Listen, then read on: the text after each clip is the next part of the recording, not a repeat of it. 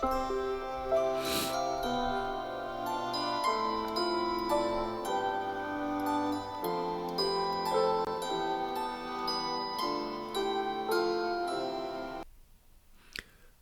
I'm Mr. Jason. Thank you once again for joining me for 24 days of Christmas, 24 chapters of Luke.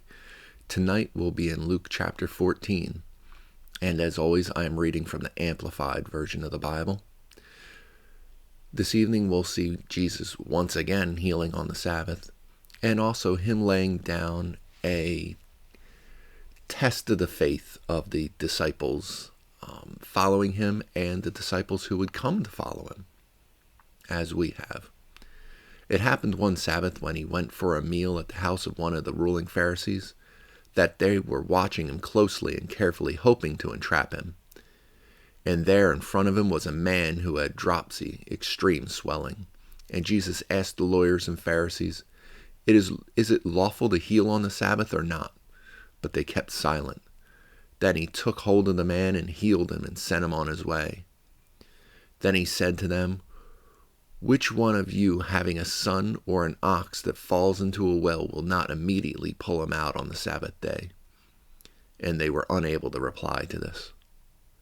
Now Jesus began telling a parable to the invited guests when he noticed how they had been selecting the places of honor at the table, saying to them, When you are invited by someone to a wedding feast, do not sit down to eat at the place of honor, since a more distinguished person than you may have been invited by the host.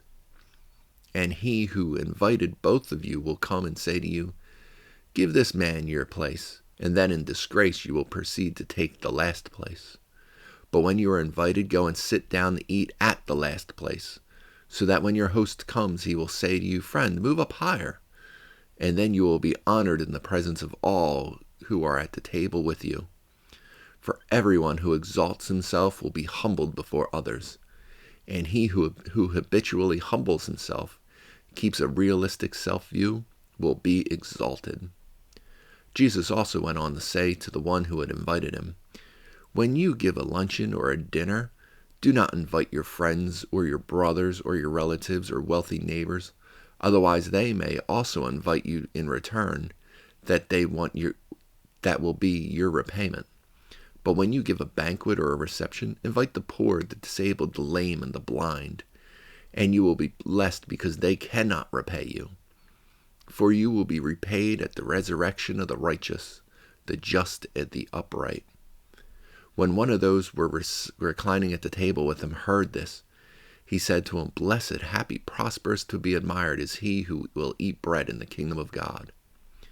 But Jesus said to him, A man was giving a big dinner, and he invited many guests. And at the dinner hour he sent his servant to tell those who had been invited, Come, because everything is ready now.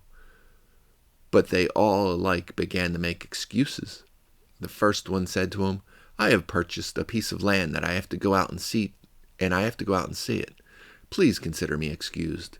And another said, I have purchased 5 yoke of oxen, and I'm going to try them out. Please consider me excused. And another said, I have recently married a wife, and for that reason I'm unable to come. So the servant came back and reported this to his master. Then his master, the head of the household, became angry at the rejections of his invitation, and said to his servant, Go out quickly into the streets and the lanes of the city, and bring in here the poor and the disabled and the blind and the lame. And the servant, after returning, said, Sir, what you commanded has been done, and there is still room. Then the master told the servant, Go out into the highways and along the hedges and compel them to come in, so that my house will be filled with guests. For I tell you, not one of those who were invited and declined will taste my dinner. Now large crowds were gathering along with Jesus, and he turned and said to them, If anyone comes to me and does not hate his own father and mother and wife and children and brothers and sisters, yes, even his own life, in the sense of indifference to or relative disregard for them in comparison with his attitude toward God, he cannot be my disciple. Whoever does not carry his own cross, expressing a willingness to endure what may come, and follow after me, believing in me, conforming to my example, and living, and if need be, suffering or perhaps dying because of me, faith in me, cannot be my disciple. For which one of you, when he wants to build a watchtower for his guards, does not first sit down and calculate the cost, to see if he has enough to finish it?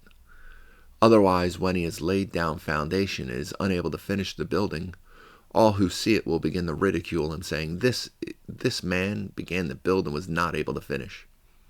Or what king, when he sets out to meet another king in battle, will not first sit down and consider whether he is strong enough with 10,000 men to encounter the one who is coming against him with 20,000? Or else, if he feels he is not powerful enough, while the other king is still a far distance away, he sends an envoy and asks for terms of peace. So then none of you can be my disciple who does not carefully consider the cost, and then, for my sake, give up all of his own possessions. Therefore, salt is good, but if salt has become tasteless, with what will it be seasoned? It is fit neither for the soil nor for the manure pile. It is thrown away. He who has ears to hear, let him hear and heed my words. Thank you once again for joining me tonight for Luke chapter 14. I hope you join me all tomorrow night for Luke chapter 15 and throughout the remainder of the month. With blessings, have a good night.